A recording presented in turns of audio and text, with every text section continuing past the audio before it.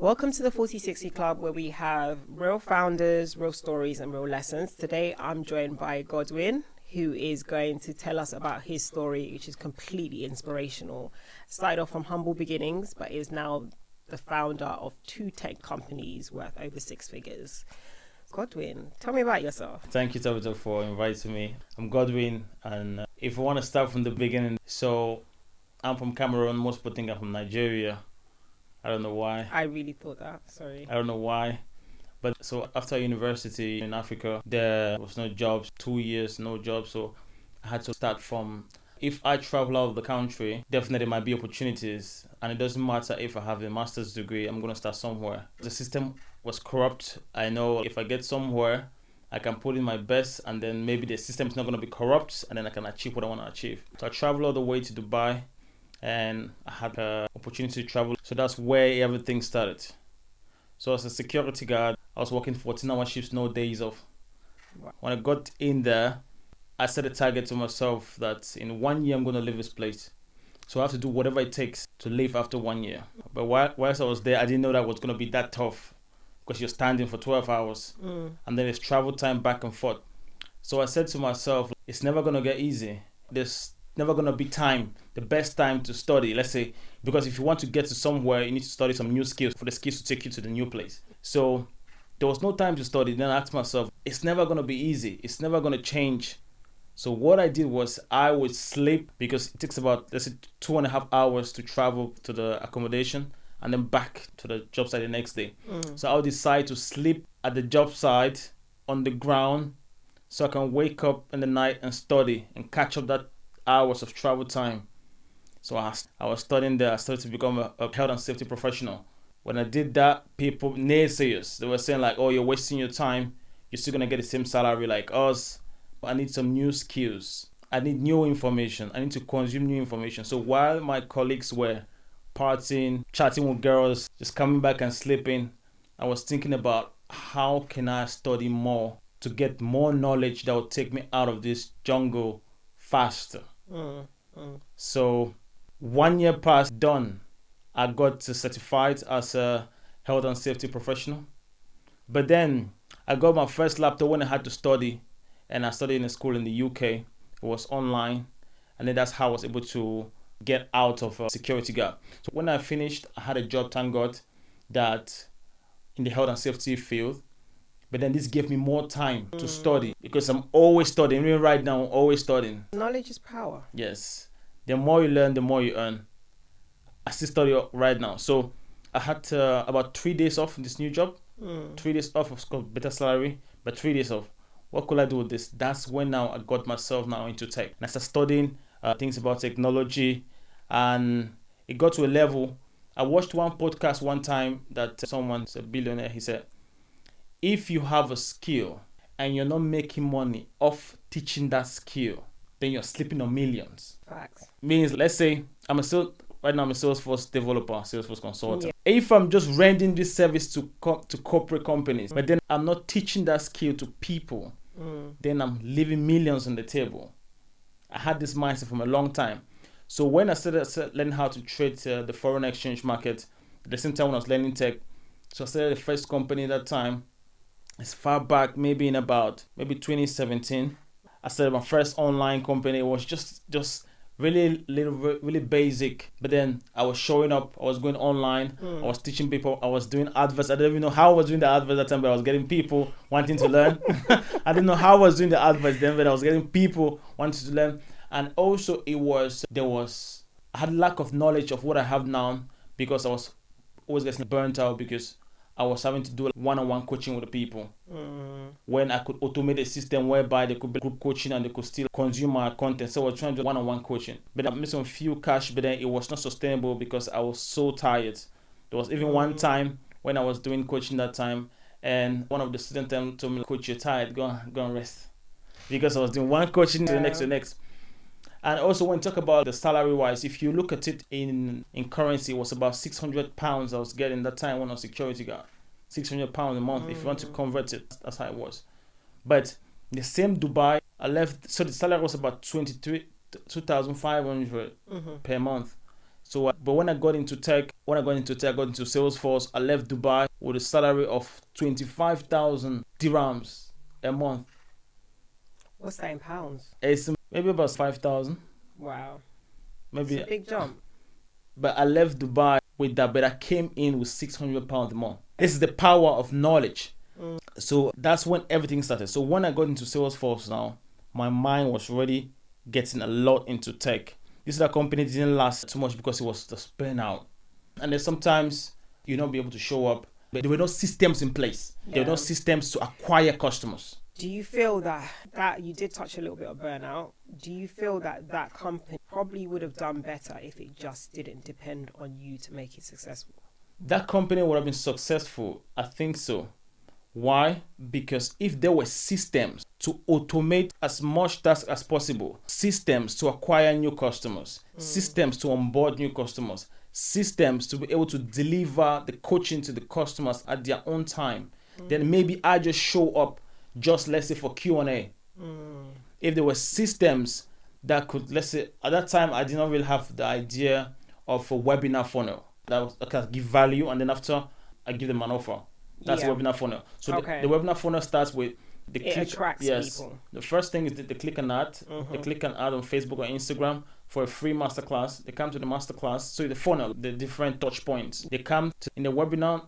Once they sign up, they have automated systems that will send a reminder. Also, just 30 minutes to the session, one day to the session, just keeping them in the loop, just giving them also automated systems that telling them why they should not miss this webinar, just to increase the show up rate. Then now, on the webinar, you have to provide value because it's free, right? So more people are going to come, but you're attracting the right people. So you provide value and you show your story. So I showed my story. Already not manifested your life, but you knew where it was going to go, where you wanted to take it. Do you think that helped in your journey?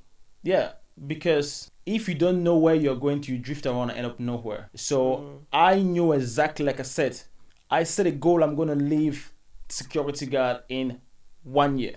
I left in 1 year. And when I'm talking about security guards, the conditions are horrendous. You don't want to hear. You're simply talking about using a little kitchen with 4 gas plates for about 500 people. Wow. You're sleeping in a container, and when you're sleeping in a container and you have 2 beds up and down. I took pictures of this. I didn't take pictures because I was taking pictures. I took pictures. I'm going to use it for my testimony. Yes. That's how deep it was. And when I always watch podcasts of billionaires. So when I watched the podcast, and this guy said, if you have a story and you're not making money off that story, again, you're sleeping on millions. Tell your story, because I think it's important, because the main point of the community is that we have founders that are at different stages. Yeah. We have founders that are probably at the stage that you are at now, and they're probably watching this and thinking, how do I get out of this? How do I get myself out of this? And I think a lot of the time, like you said, it's about having a goal and a vision and thinking, right, in a year's time, I want to be out of this. Yeah. If you were, obviously your second business, you took the mistakes and things that you learned from the previous one to channel it a different way. When do you feel as a business owner it's time to say, right, this is not working, I need to try something different? Because I think a lot of the times we are flogging dead horses, but we don't accept it. That's a very brilliant question. That boils down to analytics. Someone like me, like I said, I work with the big corporates. I build analytic applications for them, and I work a lot with data. So that's why you can spend a lot of time on a business, wasting time, because you're not leveraging the data that you're having and understanding patterns and knowing what is working, tweaking it. You just, I'm not making money now. You're not doing it from a data perspective. When you see somebody that went through that struggle, then you start thinking, if this guy can do it, I can do it as well. That's the one thing, like the 4060 Club, which is very powerful, that you show people that were somewhere, and then now let's say the other founders are in that same position, and they see how someone has risen to another position. It gives them that belief that they can also get to that point. So for me, if I would say that's it, you need to cancel this business. If I'm looking at the data and it's not adding up, for example, I have on the webinar, like I said, I have the data that show me how many people signed up, how many people attended, how many people attended 100%, how many people clicked the link in the webinar of the offer in the webinar, how many people engaged in the webinar. If I'm running the webinars daily and I'm seeing, let's say, just if I'm running the ads and I'm spending money on the ads and I'm seeing that just 10 people are showing up, and the 10 people who are showing up, I'm not making up to, let's say, £2,000 from them or £3,000 from them, then it's not working, innit? You're a numbers person. I'm data driven, yeah. So I look at it 1 day, 2 days, 3 days, 4 days. My ads guy even told me, Godwin, please just calm down. Just leave this for me. Let me deal with it. Why? Because I'm everywhere. Because that's a good thing. I feel like to run a successful business, you don't have to know how to do everything, but you have to understand everything. You have to know what everybody in your team is doing to an extent, but not necessarily be the greatest at all those things. But I know this, the ads guy does this, the admin girl does this. Yeah. But with that, how long do you leave it before you feel like this is just not working? It's not a blip in the road. It's not this business is just not producing the amount of income that it should be. How long do you leave it before you think, do you know what, it's time to pivot? Because I think pivoting is very important as a founder. Yes. So one thing with me is that I optimize, let's say a week. So I have a new strategy. I set a new strategy and I said, we're going to target this group of people and we're going to see the show up rate. We're going to see the conversion rate. I'm going to see how much I'm spending in the ads. I'm going to see if the ad spend and the revenue that's been generated from the people that have come through the webinar, if ad spend is low, for example, if I spend £400, I make £5,000. Right. So it's working. But then I always want to optimize because you're analyzing every step. I told him the quality of people that come in are not the quality of people that want. And then he said, but it's converting. Don't I want to make money? I said, yes. But then I want to increase the quality because if they have more quality, I can get more conversion. Right. If I have more quality, I get more conversion. So I'm optimizing in real time. So if I say, we're going to try this right now, I'm going to look at all the metrics. Who is coming? What age group the people coming in? Mm-hmm. What are these people engaging in the webinar? Are they actually clicking the link? Are they actually purchasing the mentorship? I'm looking at that. And they say, this week we had 20 people. How many people registered? So let's say we have 50 people registered or has 100 people registered. Then if I have 100 people registered, 50 people registered, how much did I spend in ads? Then I'll add all these numbers up and say, then this is working. But if I'm adding the numbers up and I'm seeing that I'm in a loss, then 1 week is too much. The next week I'm trying to change the next strategy. You're changing it in a week? You're quick. I'm quick. But I think it's important. I think that moment of realizing that something is not working is really important. I also agree with you. If something's not working, change it, even if it means tweaking it, because I think a lot of people do flog a dead horse. They know a business is not working. A year down the line, they're in debt, things haven't worked out. But it's important to pivot and it's important to look at what is working for your business and what's not working and change the trajectory quick. And sometimes you have to be cutthroat. It means the business completely changes overnight. But I think it's important because we all have bills to pay. And I think as a founder, your heart has to be left at the door. The thing is, if you're driven by data, you can easily make decisions. Yes. So sometimes you're just like, you're not making money, but you don't understand why you are not making money. You don't understand why. Because, like I said, you asked one question in the email, if I were to do something different, maybe we're still coming to that, but then, is the different systems in place? Once you have a system that's acquiring new customers, system that is nurturing the customers, system that is delivering the content, system that is, let's say, upselling the customers. Once you have the system in place and the systems, if one system is broken, you can easily say, so you know exactly what is not bringing, let's say I'm not getting people now. I'm not getting people to register in the first place. I'm not going to change the whole business. I'm not just going to pivot to another business. Why? Because I know there's different systems and I'm able to identify based on the data. In 1 week, I had just 20 people registered. Why? I'm running ads in 1 week. How much did it cost me to acquire these 20 people? If I change that aspect, I see more registrations coming in, for example, right? Then I'm going to say, but I'm not still making money.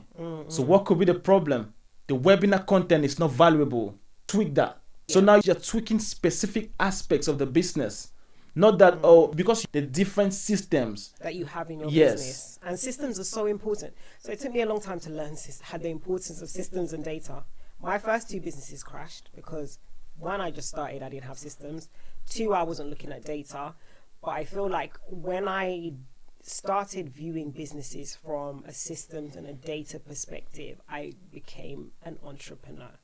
Prior to that, I was just playing games because I was creating businesses that were making money, but they had no clear structure at all. Yeah. And a lot of them crumbled at the moment when something just wasn't working. I couldn't work out what, because one, I had no data, and two, I had no systems. So I think what you said is key. It's very important, especially for new people starting businesses, or if you're in a business that you've had for a long time. I think it's very good to have clear systems within your business, and also that means your business can run without you. Autopilot. Because it has systems. Autopilot. And if you're not making money in your sleep, I personally feel you're just an employee of your own business. That's because I saw that in someone it's said not like, doing anything. your business is your 9 to 5. Literally. Your business is your 9 to 5. Literally. I need to be able to sleep and wake up and see transactions. That's the reality.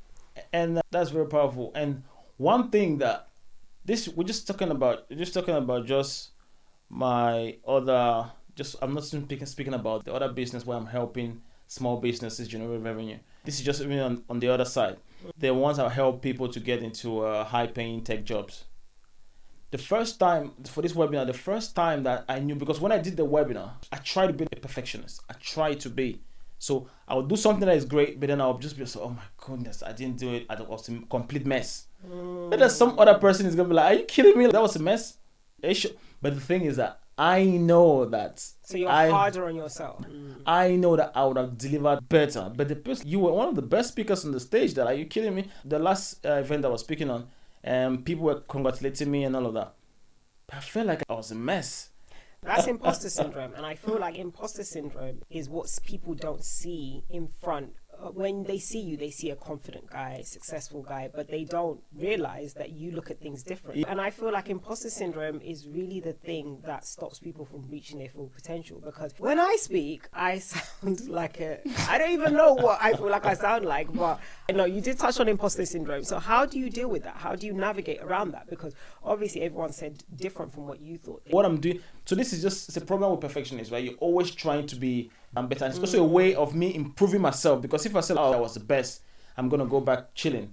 I always try to do, even go to the mirror and speak to the mirror. Sometimes you might think I'm crazy. I'm just talking to myself. I talk to myself all the time. But it's important. Like I said, it's important for you to constantly improve. But I feel like you have to be in competition with yourself and nobody else. Because the moment you stop being in competition with yourself, you stop improving yourself. You start being comfortable in your position.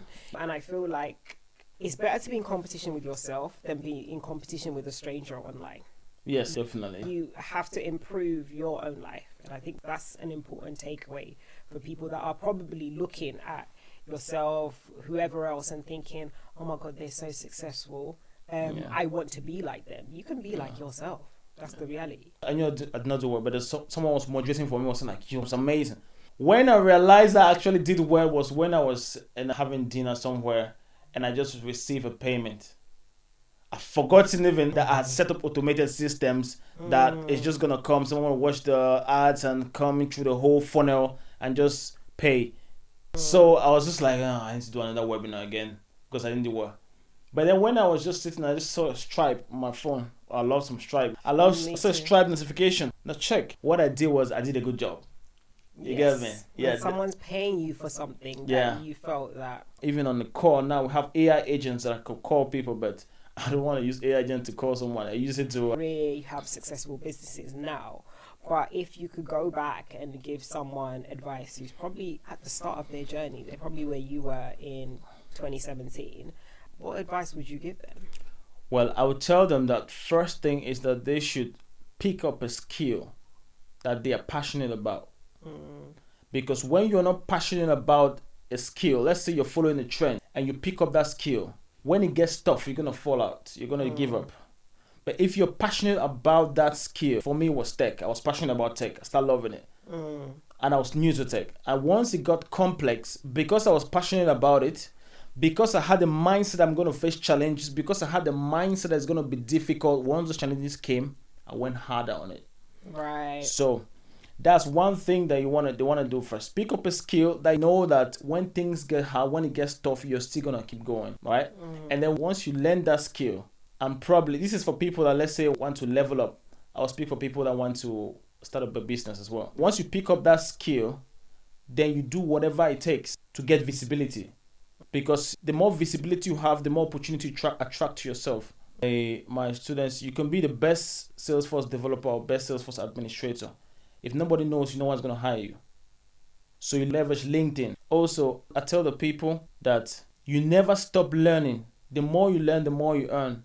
So let's say this is for someone that is trying to start up their career, or trying to level up in their hustle.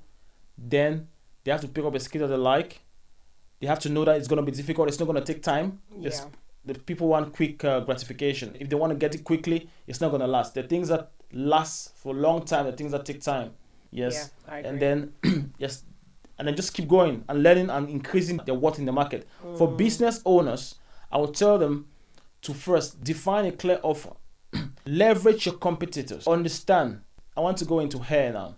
I'm going to research on other top hair people around, people selling wigs around. I'm going to leverage technology. This is what I'm going to do. I'm going to leverage technology to understand what marketing channels they're using to convey, to attract leads into their business. For me to have an understanding, because first is when you want to build a business, it's not, oh, Tabitha is having her large business and she's just doing that and I'm excited and just do my, no.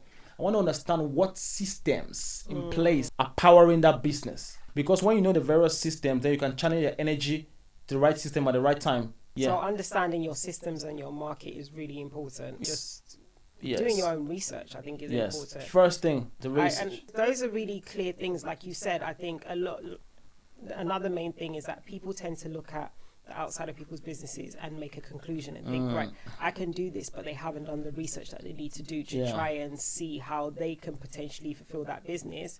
And they're not passionate about it. They just want to do it because they feel like they're going to make money. And that's slowly going to die. Yeah. It's been amazing having you really drop some gems, some nuggets. Even I'm learning. I'm going to go home and Google all this tech talk, VSL, whatever. I'm going to call you. Scratched the surface. I'm going to call you because I just scratched the surface. Your ad man needs to do my ads. But I just scratched the surface because it's a little short one, I know. Thank you so much. I'm happy that I was able to make it.